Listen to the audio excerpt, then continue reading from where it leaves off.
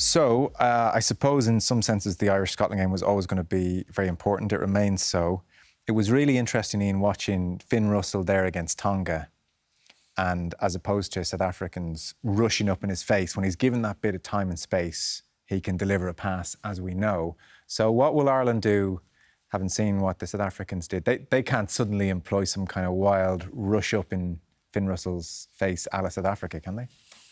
Well, I suppose Tonga have been bitterly disappointing, to be honest, in the two games that they've played. I think we expected a lot more from them. I mean, Ireland won't give them that space. I mean, they play Scotland so many times. They know that everything revolves around Finn Russell, and like it's a do or die game for Scotland, obviously. And what I have liked is, you know, pre or post match straight away, Johnny Sexton and Andy Farrell have said, you know, a few days off, get back into the training ground, and we're focusing on Scotland. All the other reporters, social media, everyone's talking about that Ireland are through. They're very firmly focused on this Scotland game. They know the threats that Scotland can pose, but Ireland have had a fantastic record against Scotland. So everything that you would suggest in years gone by and previous, or in the immediate now with how Ireland are playing, you would expect an Ireland win. And there's that intergenerational knowledge too, and like the memories,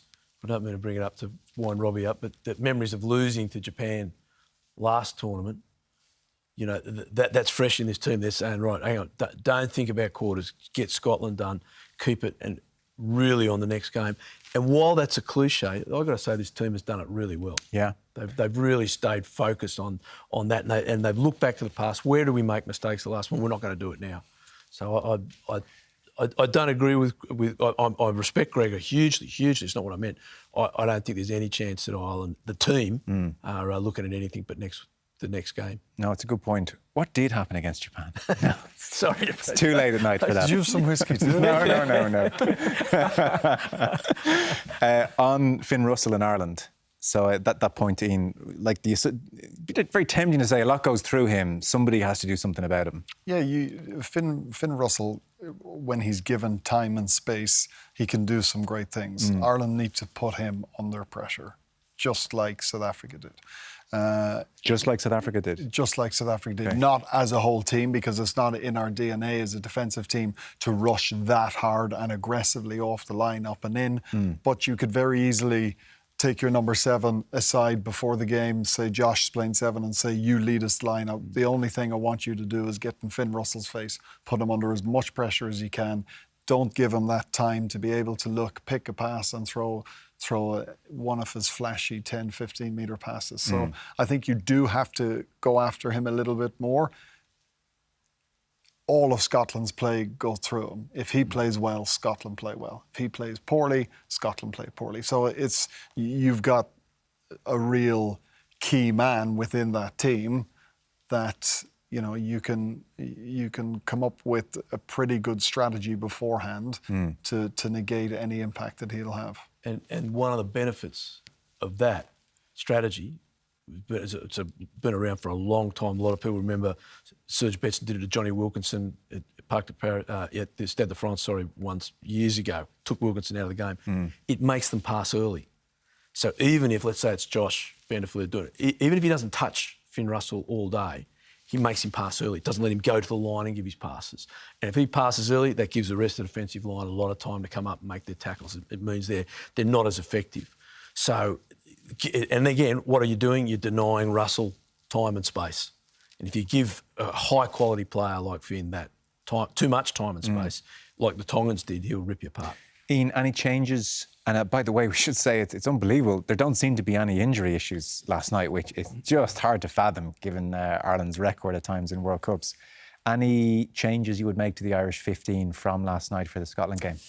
You referenced the break that they had. I think not only has that come at the exact right time physically, but mentally. Yeah. Like, I mean, I think even if we're trying not to look back on too many World Cups, but even 2015 when, you know, Ireland had the great win in Cardiff against France, and then you're going straight in, you know, on a high against Argentina. Like, this is just a chance just to come down a little bit, reflect.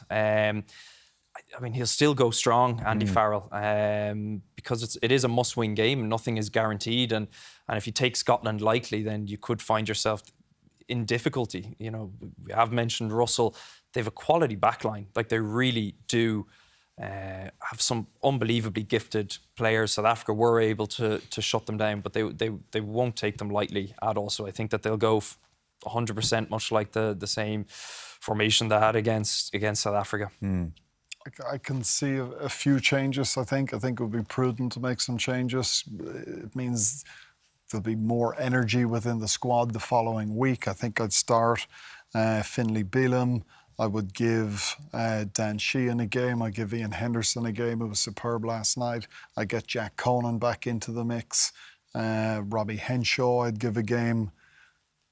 There are 5 players who are not going to take anything away from your performance, I don't think. 5 players who deserve a start. And they'll add to the game because this will be their first start and they'll bring a huge amount of energy to the team. Bench, Robbie? I hate to say it because he's a fine young player and he's Ireland's future, but I didn't think Jack Crowley handled the last few minutes, game organisationally wise and game management, very well at all. In what sense, Matt? Well, I think in that last few minutes, I think it was 97 minutes on the clock, Ireland were red hot on South Africa's line, and I just don't think he imposed himself to organise the group properly, to say what he wanted. They needed calm heads there. They needed a whole possession. And I thought the drop goal just wasn't on. He wasn't ready. It wasn't there.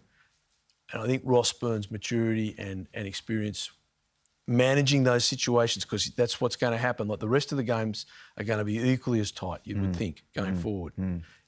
I just think, Jack might be, and again, I'm not trying to all amongst the people in his family, I'm not putting him down. I really like him as a player. But maybe he just hasn't got enough experience for these really high pressure things. He'll learn from that last night. Yeah. But maybe Ross needs to come on the bench. Because he was maybe has overtaken Byrne in the eyes of management over the last couple of months, and the logic would be, well, he's a bit of a game changer if they're chasing the game, coming off the bench. Ian, who would you want coming off the bench? Tight game, one-score game. I think we've spoken about this at length previously. I think you would say on the bench, probably you'd go for a Ross Byrne in that type of context of a game where you're maybe looking to close it out. He's been the understudy to Johnny for so many years, but then again, if you're looking for a 10 to potentially start a game, you'd go with Jack Crowley. So it's an extremely difficult call. But those are the sort of moments, and maybe think about when Ross Byrne got that clutch kick against Australia. Those things stick with coaches, and I know Crowley with the drop goal and everything, which is a lasting impression on the coaches as well. But I think probably Ross is best suited. His game is best suited in those clutch moments. But if you're looking for a starter, then I would say Crowley. Okay.